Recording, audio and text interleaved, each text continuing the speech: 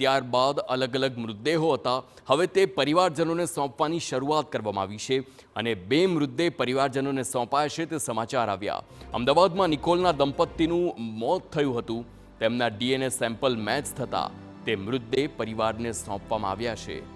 બંને મૃતકો નિકોલના આયુષ ટેનામેન્ટના રહીશ છે.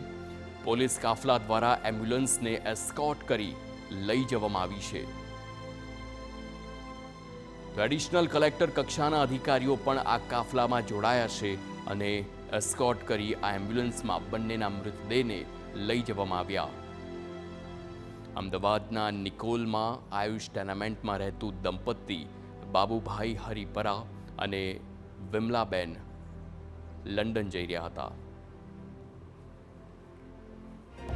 એર ઇન્ડિયાના પ્લેન ક્રેશમાં 242 લોકો સવાર હતા, જેમાંથી એકનો આબાદ બચાવ થયો હતો, પરંતુ અન્ય જે ક્રૂ મેમ્બર અને જે 242 જેમાંથી મૃત્યુ નિપજ્યા હતા તે લોકોના ડીએનએ સેમ્પલ લઈ અને ત્યારબાદ આજે મૃતદેહ આપવાનું શરૂ કરવામાં આવ્યું છે. આ દ્રશ્યો જોઈ શકાય છે કે જે નિકોલના જે દંપતી હતા, સિનિયર સિટીઝન કે જે તેમના અત્યારે હાલ ડીએનએ મેચ થતાની સાથે જ મૃતદેહ છે તેમને સોંપવામાં આવ્યા છે.